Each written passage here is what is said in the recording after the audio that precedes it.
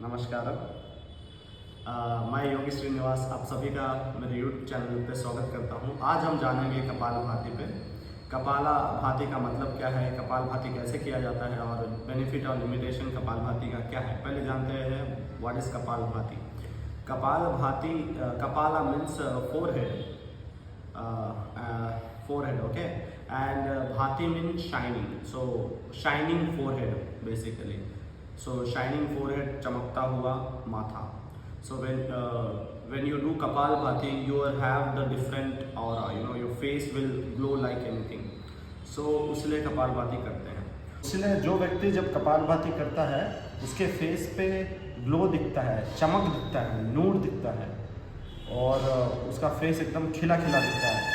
तो इसलिए कपालभाति इसलिए से कहा जाता है शाइनिंग फोरहेड, ओके.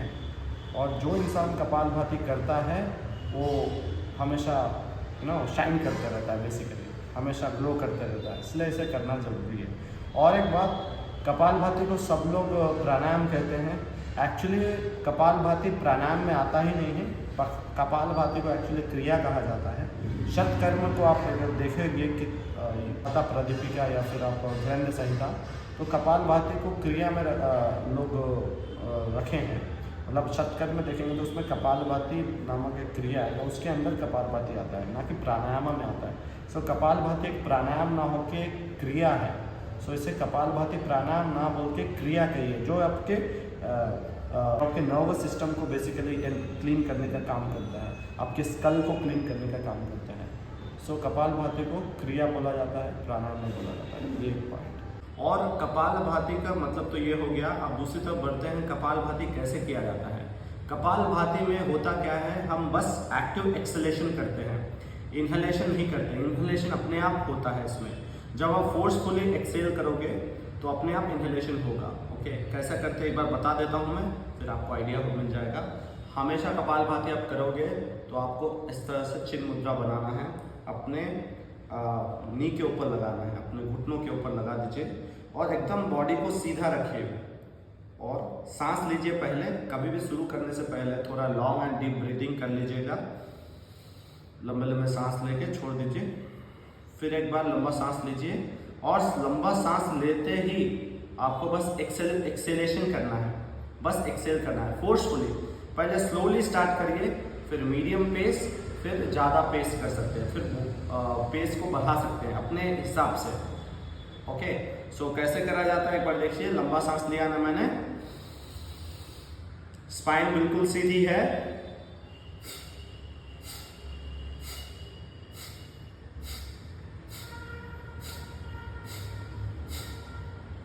तो आपने देखा जब मैंने सांस भरा तो बस मैंने एक्सेलेशन करना चालू किया, बस मैंने एक्सेलेशन किया है. और जब भी मैं एक्सेल कर रहा था मेरा पेट जो है अंदर की तरफ मूव हो रहा था, मतलब पेट अंदर की तरफ जा रहा था.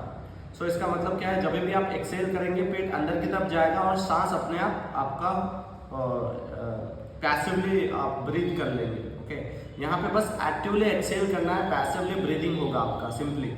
सो मैं एक और बार बताऊंगा आपको करके, जब आपको क्लैरिटी मिलेगी. मेरे पेट को देखिए, स्पाइन बिल्कुल सीधा रहना चाहिए और मैंने सांस भरा, बस एक्सेल करना है.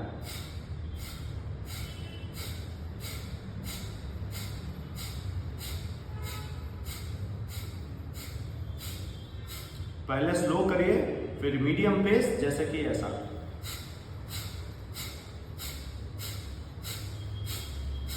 अब इससे भी फास्ट कर सकते हैं आपका अगर अभ्यास अच्छा हो जाए. कुछ दिन तो स्लो पेस ही करिए, उसके बाद मीडियम पे जाइए, उसके बाद कुछ दिन मीडियम को करिए, फिर उसके बाद फास्ट पेस पे भी कर सकते हैं इस तरह से.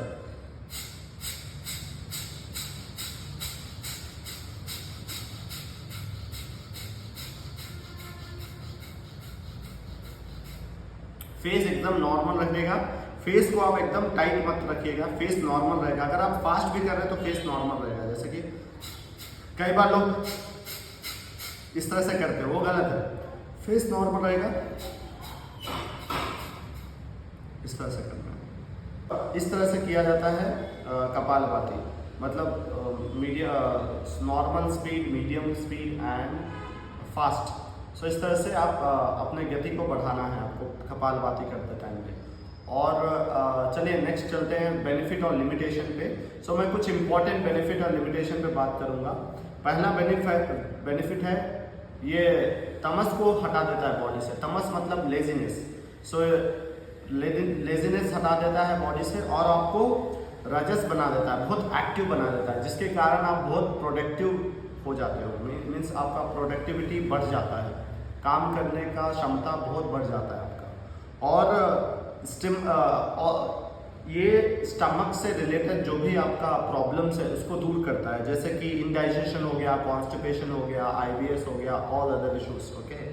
और मेटाबॉलिज्म को बढ़ाता है। इसको रेगुलर करोगे तो आपका मेटाबॉलिज्म बढ़ जाएगा, आपको वेट लॉस में भी मदद करेगा। और आप ये क्योंकि ये न्यूरोमस्कुलर सिस्टम पे काम करता है, आपका ब्रेन के नर्व्स को एक्टिवेट करता है, इसीलिए ये अपने मेमोरी पावर को इन्हांस करता है, बढ़ाता है। तो ये मेमोरी पावर भी आपका बढ़ा देगा, ब्रेन की कार्य क्षमता को बढ़ा देगा बेसिकली। और लिमिटेशन पे चलिए आते हैं लिमिटेशन पे।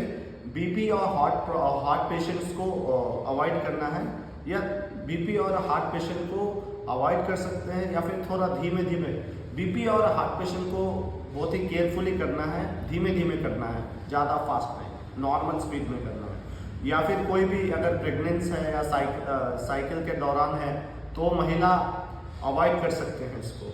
या फिर किसी को भी रिसेंटली एब्डोमिनल सर्जरी हुआ है, या फिर रिसेंटली हर्निया का इशू है, तो वो भी इसे अवॉइड कर सकता है कुछ समय के लिए। बाद में धीरे धीरे आगे जब वो अच्छा कंडीशन हो जाता है तो आगे चल के वो लोग भी इसे कर सकते हैं। फिर धीरे धीरे इंक्रीज करना है पेस को, और इसी तरह से आपको करना है ताकि आपको मैक्सिमम बेनिफिट मिले इसका। और इसका रेगुलर अभ्यास करना है। भस्त्रिका का मैंने ऑलरेडी वीडियो बनाया है, आप उसे भी देख लीजिए एक बार। भस्त्रिका और कपालभाति ये दो ऐसे प्राणायाम हैं जिसको रेगुलर करने से आपका लाइफ बहुत ज़्यादा प्रोडक्टिव हो जाएगा, आपका लेजीनेस चले जाएगा, आप बहुत ज़्यादा मतलब आपका फेस पे ग्लो आएगा, आपको पेट की समस्या, आपको छाती की समस्या, हार्ट के इश्यूज, लंग्स के इशू, ये सब चीज़ों में आपको हेल्प करेगा। तो ये दोनों प्राणायाम को आप रेगुलर तौर पे करिए और बेनिफिट लीजिए। मैं आपका मित्र योगी श्रीनिवास अभी विदा लेता हूँ, फिर मिलेंगे अगले वीडियो पे। तब तक के लिए नमस्कार।